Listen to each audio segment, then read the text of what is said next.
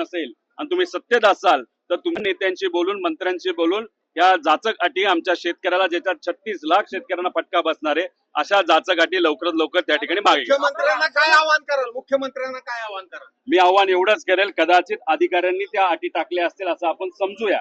सरकारने मुद्दामून त्या टाकल्यात असं आम्ही समजत नाही. त्यामुळे आता वेळ गेलेली नाही, लवकरात लवकर या जाचक अटी तुम्ही मागे घ्या.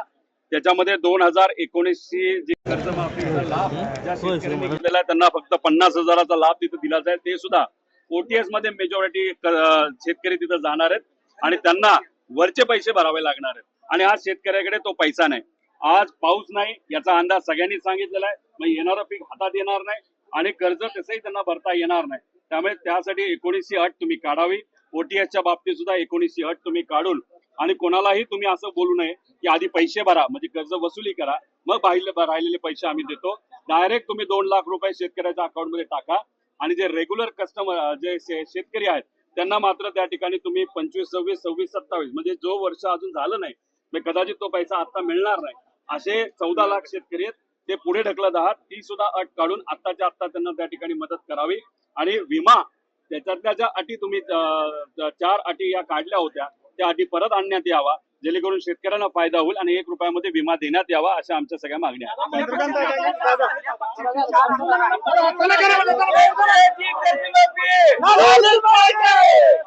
बघा या त्यांना परवानगी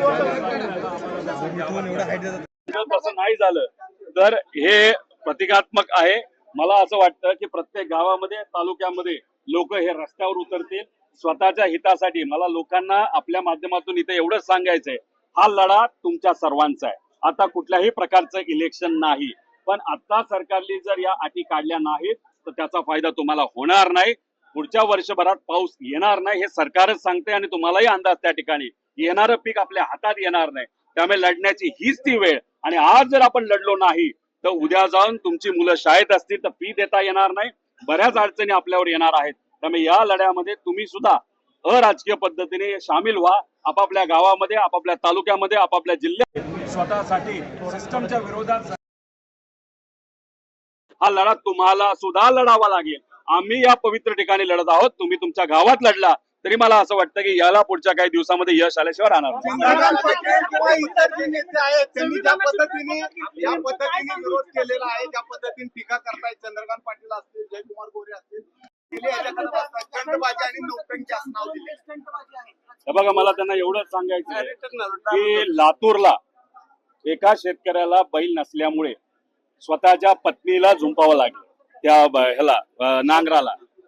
आणि मग तिथं मुख्यमंत्री साहेबांनी अधिकाऱ्यांना सांगून दुसऱ्या दिवशी तिथं बैल दिला. कोणामुळे दिला तर मीडियामुळे आणि विरोधकांनी तो आवाज उठवल्यामुळे. तो बैल जो दिला तो आजारी दिला. म्हणजे आजारी बैल तुम्ही दिला म्हणजे द्यायचं म्हणून दिलं, तसा आजारी बैल तिथं दिला. आणि त्या आजारी बैलाला नीट करण्यासाठी तिथं तुम्हाला आता त्या शेतकऱ्याला स्वतःच्या खिशातून पैसे द्यावं लागतं. तशीच ही कर्जमाफी आजारी आहे. इथं लोकांच्या खिशातूनच पैसे द्यावे लागणार आहेत. आणि मला या गोरे भाऊ असतील आणि माझ्यावर टीका करणारे सर्व नेते असतील, मला एवढंच त्यांना विचारायचंय की या अटी ज्या आम्ही म्हणत आहोत जरा शेतकऱ्याच्या गरीबाच्या डोळ्यात बघून, लातूरमध्ये घटना घडली ती समजून घेऊन तुम्ही जरा लोकांना सांगावं त्या अटी या योग्य आहेत अयोग्य आहेत. याच्यात आम्ही मानतो कोणाला तर एक तर तिथं आमचे भरणे भाऊ आहेत, ते कृषी मंत्री आहेत. ते बोलताना काय बोलले की रोहित पवार नाही तर शेतकरी ज्या काही गोष्टी मांडत आहेत ते योग्यच आहेत. त्यामुळे या बाबतीत विचार करावाच लागेल सरकारला.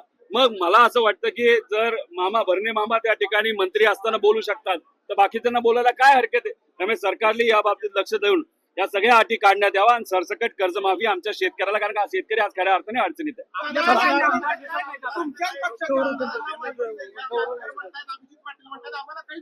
तुम्हाला एक सांगतो, मी माझ्या घरच्यांना सुद्धा सांगितलं नाही मी आंदोलन करतो. त्यांना टीव्हीच्या मदतीने आणि मी जेव्हा घोषणा केली तेव्हा हे काय राजकीय आंदोलन नाहीये की आमदारांना सांगावं एक गर्दी करा.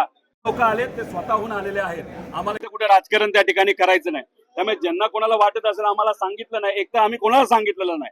त्यामुळे टीव्हीकडे बघून माहिती ज्यांच्यापर्यंत पोहोचलेली आहे ते लोक शेतकऱ्यांच्या प्रती असणारा कळवळा, त्यांच्या प्रती असणारी आस्था हे बघून नक्कीच या आंदोलनाला पाठिंबा देण्यासाठी अनेक आमदार आणि अनेक लोक या ठिकाणी येतील असा मला विश्वास आहे. काँग्रेसकडनं पक्ष विलीनीकरणाचा प्रस्ताव पुढे येतोय. त्याबाबत माझं एवढंच म्हणणं आहे, कर्ज माफीच्या बाबतीत जे काही विलिनीकरण तुम्हाला या सरकारला करायचंय ते तुम्ही करावं आणि सरसकट कर्जमाफी द्यावी. राजकीय प्रश्न पुढच्या काही दिवसांनंतर त्याच्यावर नक्कीच मी बोलेल.